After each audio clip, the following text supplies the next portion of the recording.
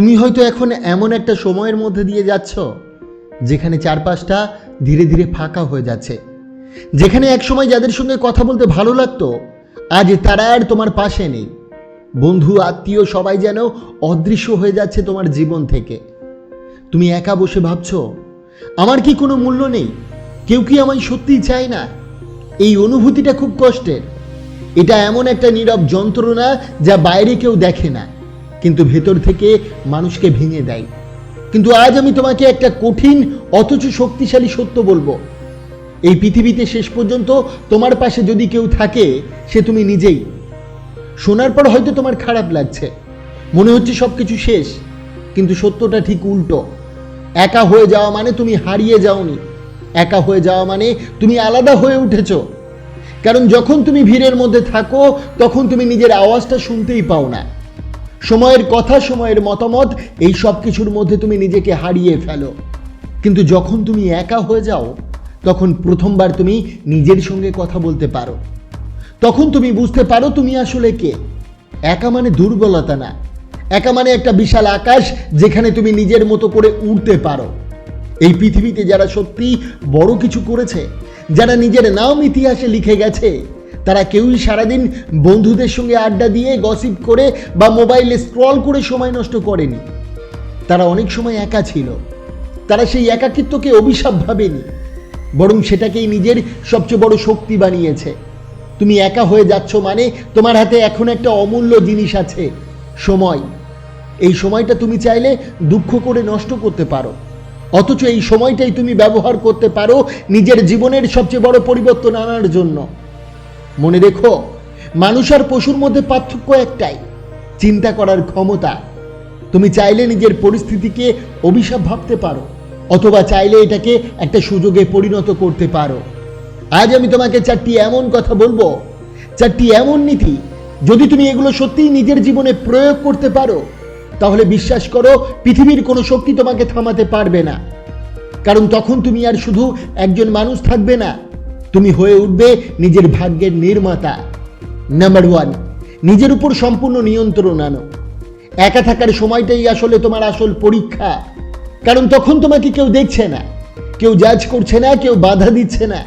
আর ঠিক এই সময়েই তুমি নিজের সবচেয়ে বড় শত্রু হয়ে উঠতে পারো। ধীরে ধীরে কিছু ছোট অভ্যাস তোমাকে ভেতর থেকে দুর্বল করে দেয়। অতিরিক্ত ঘুম, মোবাইলে অপ্রয়োজনীয় ব্যবহার, কাজ ফেলে রাখা, আর এক ধরনের অলসতা যা প্রথমে তোমাকে আরাম মনে হলেও পরে জীবনের গতি থামিয়ে দেয়। এই জিনিসগুলো একদিন তোমাকে শেষ করে না, কিন্তু প্রতিদিন একটু একটু করে তোমার শক্তি, তোমার ফোকাস, তোমার স্বপ্ন সবকিছু কেড়ে নেয়। তাই জীবনের প্রথম এবং সবচেয়ে গুরুত্বপূর্ণ নিয়ম, নিজেকে নিয়ন্ত্রণ করা শেখো।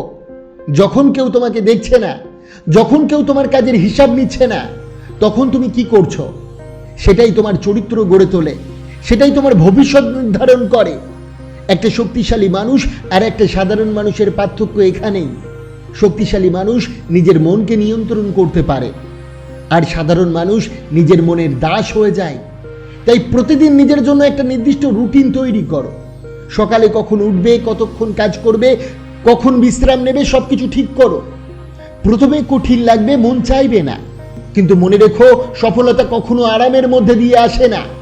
তুমি যা করার কথা সেটা করো, মন চাই বা না চাই, ভালো লাগুক বা না লাগুক। কারণ ডিসিপ্লিন মানে শুধু ভালো লাগার সময় কাজ করা নয়, ডিসিপ্লিন মানে হলো খারাপ লাগার সময়েও নিজের লক্ষ্য থেকে না সরা। দিনের শেষে তুমি কেমন ফিল করছো সেটা গুরুত্বপূর্ণ নয়, তুমি কি করছো সেটাই গুরুত্বপূর্ণ। মনে রাখো যে নিজের মন, নিজের অভ্যাস, নিজের দুর্বলতাকে জয় করতে পারে, তাকে হারানোর মতো শক্তি এই পৃথিবীতে কারো নেই। নাম্বার 2, নিজের স্কিল বাড়াও। একা হয়ে যাওয়ার সবচেয়ে বড় শক্তি হলো তোমার হাতে এখন এমন একটা জিনিস আছে যা বেশিরভাগ মানুষের নেই, সময়। আর এই সময়টাই তোমার জীবনের টার্নিং পয়েন্ট হতে পারে, যদি তুমি এটাকে সঠিকভাবে ব্যবহার করতে পারো। অনেকেই একা হয়ে গেলে কি করে, নিজেকে দুঃখে ডুবিয়ে রাখে, পুরনো কথা ভাবতে থাকে, নিজেকে প্রশ্ন করে কেন আমার সাথে এমন হলো। কিন্তু কঠিন সত্যটা হলো এই প্রশ্নগুলোর কোনো উত্তর তোমার জীবন বদলাবে না, বরং তুমি যদি একই সময়টা নিজের উপর ইনভেস্ট করো, তাহলে শুধু তুমি পরিস্থিতি বদলাবে না, নিজেকেই একটা নতুন লেভেলে নিয়ে যাবে। কারণ একা থাকা মানে তুমি হারিয়ে যাওনি, এটা মানে তুমি নিজের উপর কাজ করার সুযোগ পেয়েছো। তাই এখন তোমার একটাই কাজ, নিজের স্কিল বাড়ানো, নতুন কিছু শেখা শুরু করো। ছোট করে শুরু করলেও সমস্যা নেই, কিন্তু শুরুটা করা জরুরি। তুমি শিখতে পারো কমিউনিকেশন স্কিল, কিভাবে স্পষ্টভাবে কথা বলতে হয়, কিভাবে মানুষকে প্রভাবিত করতে হয়। ডিজিটাল স্কিল, যেমন video editing, social media management, graphic design. কোনো নির্দিষ্ট কাজের দক্ষতা, যেমন ফ্রিল্যান্সিং, বিজনেস আইডিয়া ডেভেলপ করা, কন্টেন্ট ক্রিয়েশন। শুরুতে হয়তো তোমার মনে হবে আমি পারবো তো, এত কিছু শেখা কি আমার পক্ষে সম্ভব? কিন্তু মনে রাখো, প্রতিটি এক্সপার্ট একদিন বিগিনার ছিল। প্রতিদিন যদি তুমি 1% করে নিজেকে উন্নত করো, তাহলে কয়েক মাস পর তুমি নিজেকেই চিনতে পারবে না। কারণ এই পৃথিবীটা খুব সোজা নিয়মে চলে। এখানে কেউ তোমার কষ্ট দেখে না, কেউ তোমার স্ট্রাগল বোঝে না। সবাই শুধু একটা জিনিস দেখে, তোমার ভ্যালু। আর তোমার ভ্যালু তৈরি হয় তোমার দক্ষতা দিয়ে। তুমি কি করতে পারো, কি সলভ করতে পারো, সেটা দিয়েই।